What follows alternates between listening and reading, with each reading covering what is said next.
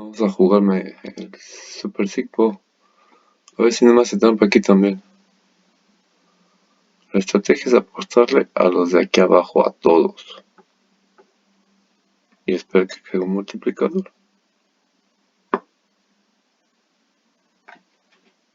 Letting thumbs open and enjoy. So, what about you? How are you today?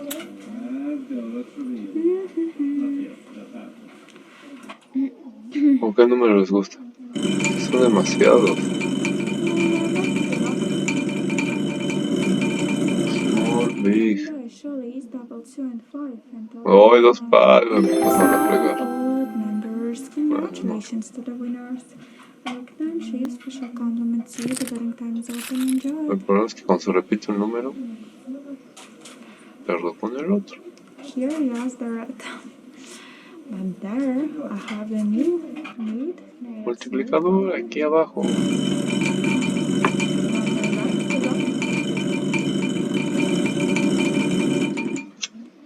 1, 2, and 6 and total is 9. Me salvé. Congratulations to the winners. Special compliments are extended 9 to you. The betting time is open. Enjoy it.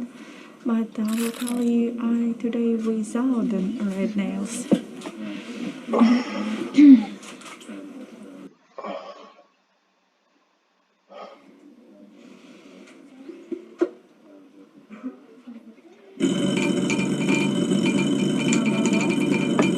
Ay, por favor. 2-2.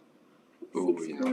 6, 5, and 7. Total is 13. Odd number. Congratulations to the winners. Special compliments. Hay dos tablas. Rocky, Gucci, May 9 to you. The betting time is open. Enjoy. A ver, ¿cuál les gusta?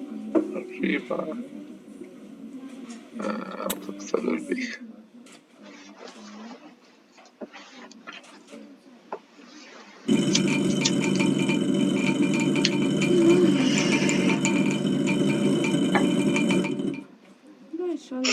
Uy, sí, es big. Se gana 32 por el de acá. Repetir. No, esto no. Entonces, ahora que sea even. A ver qué pasa.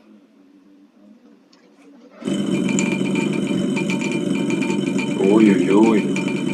25 si es triple cualquiera de estos dos, que es difícil, pero bueno. Se gana 32. Ah, por este, mira.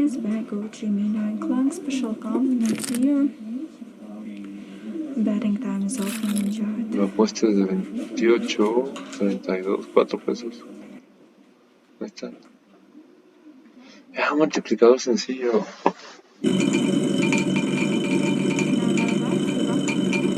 Cualquier doble de 3, por favor. Ay, no. Reroll. Reroll.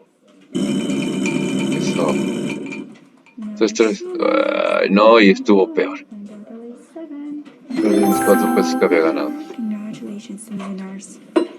Maynard, Halban, he and Angie, special compliments to you. The betting time is open and join.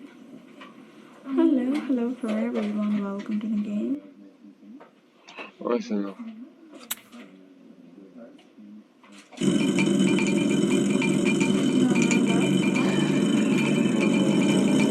Vean estos dos. ¿Ustedes creen que van a caer? Congratulations to the winners. Special compliments Morongo, the HC426, Big 19, and May 9 to you. And the betting time's open. Enjoy.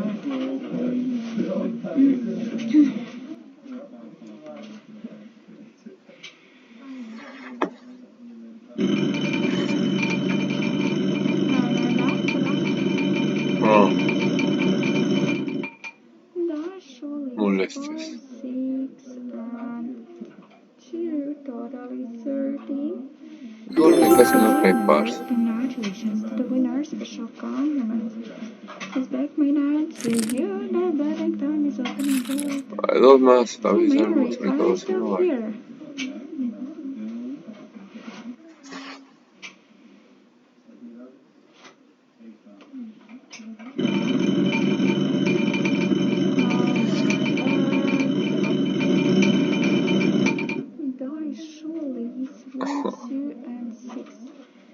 totally is 9. Small number. Congratulations to the winners. Special compliments. Genius for 6 pieces added to you. Betting time is open. Enjoy. Okay. So, final seconds.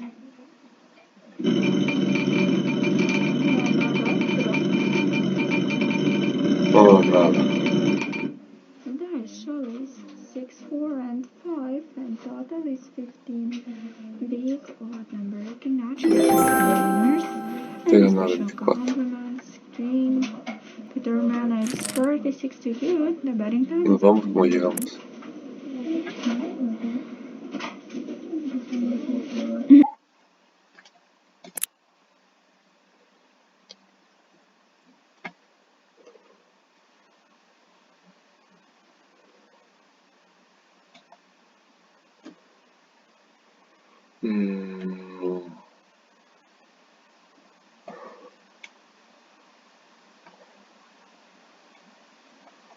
No me convence, pero bueno.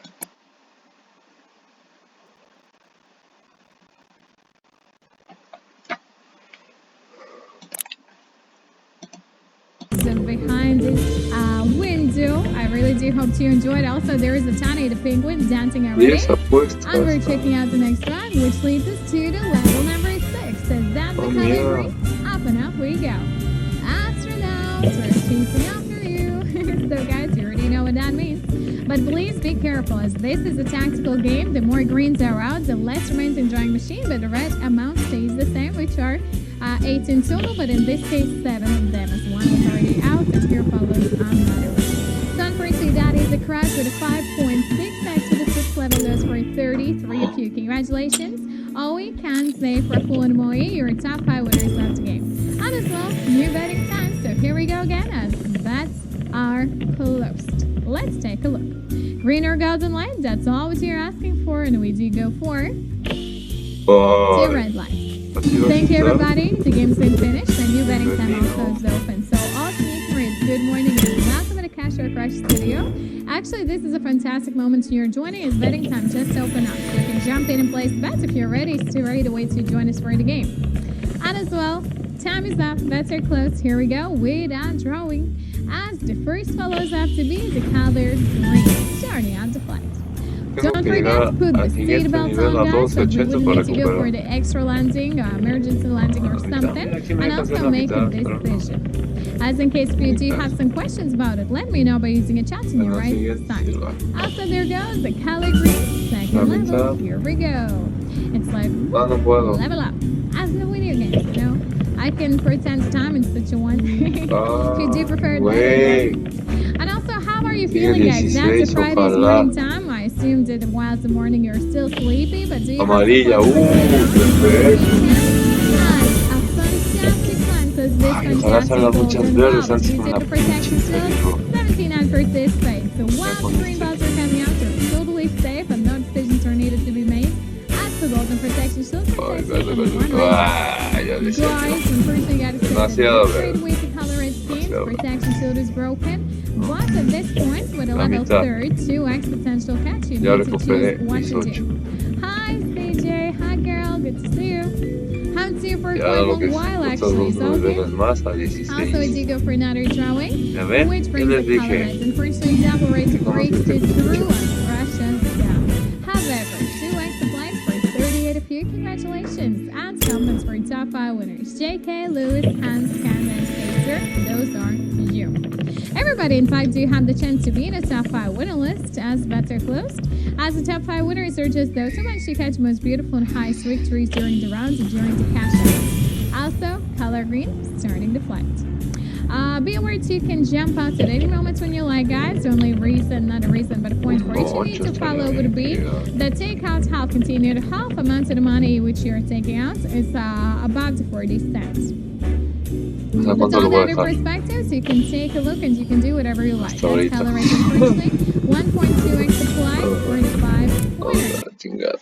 Está horrible ese juego.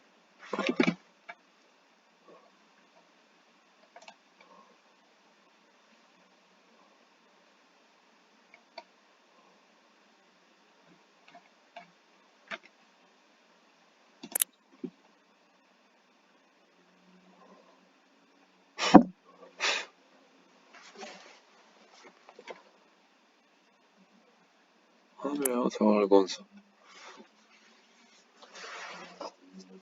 Acá me Tresure.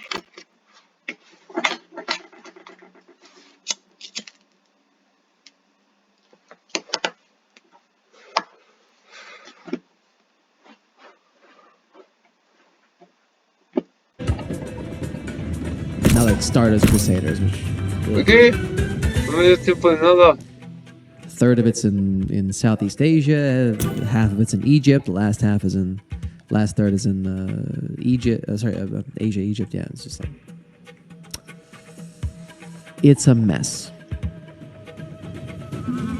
But I guess to be fair, Battle Tendency is also all over the place, but I still like that one just because the characters are great. And I think that it's the only one of the seasons of JoJo I've seen so far where the body horror was justified. You know, like it made sense in the context of the powers that the bad guys had and all that kind of stuff. 7 and 15. Whereas in every other subsequent season of JoJo, apart from just like the ferocity of the bad guys, they were just like ripping people's heads off and dismembering them for no particular reason other than just because it looked cool. Well, you know, 25 on a on this one. So yeah, so that's kind of what I'm curious about JoJo season 6. Yeah. I guess the other thing that's also a little bit concerning is, well, it's not like it's necessary for the Joestars to always be like fighting a necessary evil or whatever. But increasingly after season 4, the severity of the thing that they're doing is just like it's gone downhill. Right? In season 4, they're just trying to get a serial murderer. That's it. Just one guy. And yeah, it's a one guy with a very powerful ability. And sure, if left unchecked, you could probably kill a lot of people. Sure. But plus 20 plus 10. But it's just one guy who only really has the ambition of like just being left alone and occasionally killing a person like once a week or something, or like once a week. Compare that to Dio, who had plans to take over the world. Compare that to the Aztec, vampires. 24 Congratulations. Yeah, compare that to the Aztec vampires before, who were also trying to take over the world. It's like it's all going downhill. Season 5. You can make the argument that the Mafia guy was probably going to take over the world if left unchecked as well. Yeah. I mean, his ability certainly would allow him to do that. Not as well as The World, but The World. Yeah. And now this one takes place in a women's prison, and so the question is, will that matter? Like, will the fight that they're going to be having there matter in the end? You know what I mean? Yeah. We'll see how it goes. Yeah, that's all I've seen so far. It has potential, and I'm certainly glad that we finally got a woman. 10, 5, 5, and 10. There you have it. Bam. We finally got a woman's in the ranks. Although, like, from what I've seen, she's the only one. There's like 2 other JoJos after her, and they're all 27 winners. Congratulations.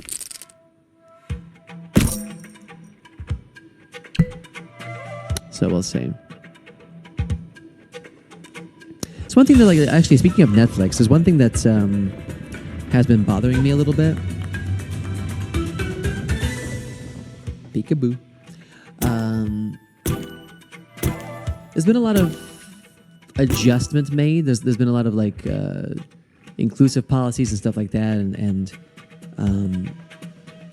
people are trying to be a lot more inclusive and sort of diversify their cast and stuff. A lot of the Netflix shows are always like recasting people. A lot of POC and minority groups, which is great. Like, there's nothing wrong with that. It's fantastic. I think it's definitely way and long overdue. I appreciate the effort to sort of normalize a wider spectrum of different kinds of people as acceptable for leading roles. That is fantastic. The problem, though, is that that's happening while also they're making terrible shows. And it feels like there's a sort of, it's almost like you're giving the detractors ammunition. They'd be like, see, this is a bad show. It's because they got, female Doctor Who. It's like, that's clearly not the reason why. The reason why that show sucks is because it's poorly written, not because there's a woman doctor. Like, that doesn't, makes no sense. But like, you can put 2 and 2 together. I'm not saying it's a good argument. I'm just saying it's the first argument anyone would go to. Like, it's a very easy one to come to. And it seems kind of odd that you would treat the material with such little respect when so much is on the line, I saw like a 3-hour YouTube video about why the 13th Doctor is terrible. Well, not herself specifically, but like why the show is terrible. And it sounds pretty terrible. It sounds pretty bad. Oh wow, we got a full road here. +3, +5, +10, +10, +5, +15, +3. 15 over here. Pretty strong. There you have it. So yeah, it's kind of interesting. It's curious, is what I'm saying. It's curious.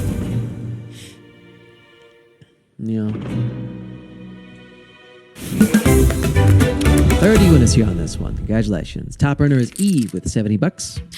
Solid stuff. Congratulations. Yeah. Hello. Yeah.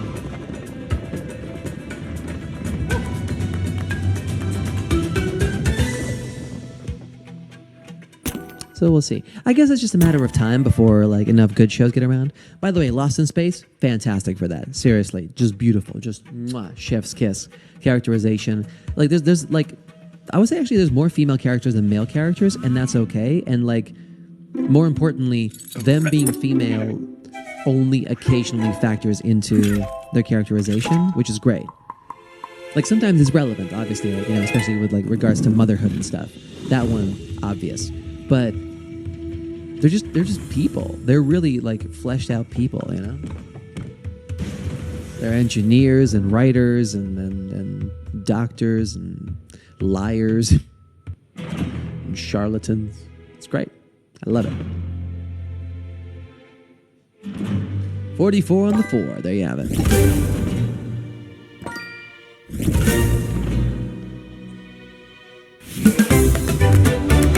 $40 winners here on this one. Congratulations. All right, new round begins. But yeah. So theoretically, it's just a matter of time, but this is sort of the unfortunate thing with these things coinciding, right? And like, there's no easy way to separate these occurrences from happening simultaneously. For example, in the same way that like it's near impossible to imagine what the world would be like if, let's say, the internet was invented before capitalism, right? Like there's no way to know, because like it ostensibly could have only really flourished under capitalism, theoretically. But like the idea of transmitting information by fiber optic cables down the ocean and across satellites would have eventually come to us, right? I think that's understandable. Oh, we got a reversey. Got to add some more. +7, +10, +5. Or +50, excuse me. And a 15 and a 10 to boot. Ooh, make that a 60. That's a strong one right there. That's a hot one. +61. Excellent. Even Gonzo had to do a little dance for that. Yeah.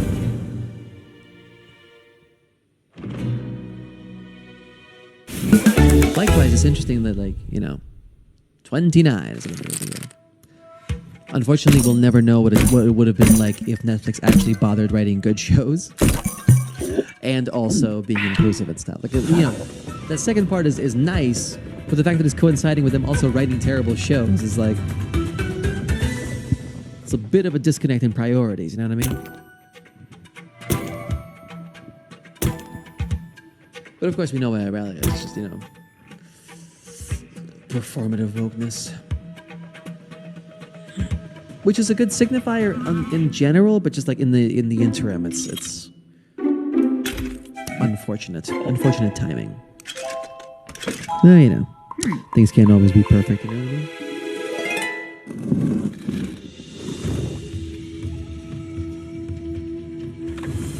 +3 + 5 + 5. Beautiful. Yeah.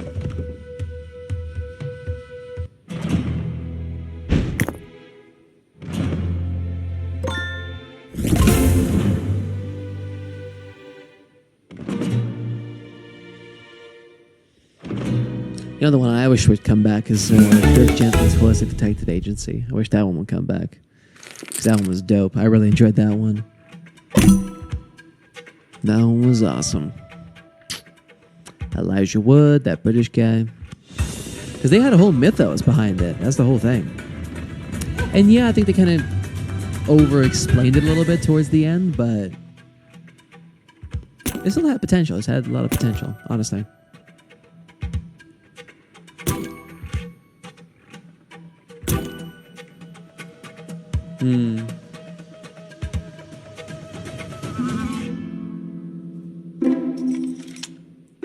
I really hope that show comes back to a third season.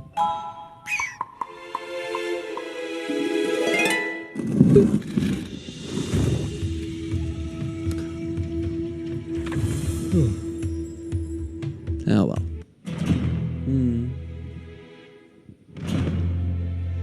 Yeah, so I had like a few gems in here, you know. We were watching the new Cowboy Bebop as well, the new Netflix one. Good golly, I wanted to like it so bad, I just couldn't. 36 minutes here on this one. Congratulations. If you've seen the original, then you're just gonna hate the Netflix adaptation. And even if you haven't seen it, honestly, it's not a very good show. Honestly, it's just not. Like we were discussing with my girlfriend, I think the conclusion we came to was that clearly they did their research. They knew what show they were adapting, and they got the surface level interpretation of every single character's motivations and traits and stuff. Like they knew what they were supposed to do. They just executed it poorly, with very, very cliched one-liners, some creative changes that were just absolutely stereotypical and obvious. And like, why would you do that? And a fundamental misunderstanding of the tone of the show, I think, as well, to a certain extent. So whoever those writers were, they knew what they should have been trying to do. They just did it very poorly. I guess because they kind of fell back on what they. And well, 29 minutes here on this one. It's also clear that they pander to teenagers a lot because like a lot of character motivations and a lot of like set pieces are clearly designed to make teenagers go like, wow, that was crazy. Did you see that? When like people like me who've been around for a while are just like, we've seen that 1,000 times already. Come on, like it's so obvious. I don't know. Want something new. But that's the beautiful thing about pandering to teenagers is the demographic always changes. You know, once people grow out of that phase, you get new customers coming in and they haven't seen the old stuff. So you can just peddle it again. Beautiful. Script writes itself. Write the same thing over and over again, and a new group of people will discover it for the first time, thinking they're, you know, seeing something new. It's ridiculous. Even in the age of the internet, believe it or not. And to a certain extent, like that is valid in a sense, like obviously you haven't seen it before, so, you know. But the discourse should continue. That's the problem. Just because it's more profitable to just peddle the same stuff over. 34 when it's you on this one. Congratulations. Just because it's more profitable to peddle the same stuff over and over again does not mean people don't notice. And that's why certain businesses just tank, is because they refuse to adapt to change. After a while, the stereotypes catch up on you. But yeah, that show is just terrible. It's just it's not just like the characterization and like the terrible writing and character acting, and also like some of the actors are just terrible. It's also just technical blunders as well. Editing, shot composition, some of the fight choreography is a little corny. Set design is god awful, just cheap as heck. Seriously, oof. Like the show just looks cheap, yeah. +7 over there.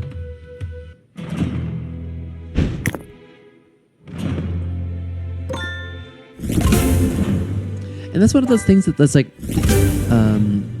there was a quote by some wrestling person, I think. I forget. Somebody from the WWE. It was like 33. When is here, by the way? It was like, when you're good, you can do no wrong. When you're bad, you can't do nothing right. Something like that. And in this instance, like one of the things that they've done was they basically ripped all the soundtracks and all the visuals, the sort of surface level visual signifiers from Cowboy Bebop, and just slapped it onto the live action one. Which in theory isn't a bad idea, right? Because like that's the thing that people love, right? It sort of reels them in. That's not the issue.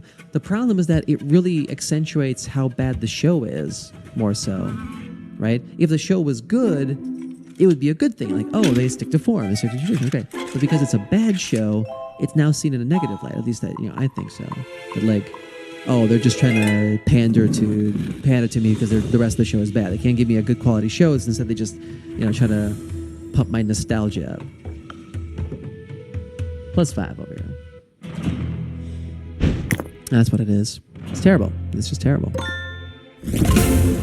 It's just terrible.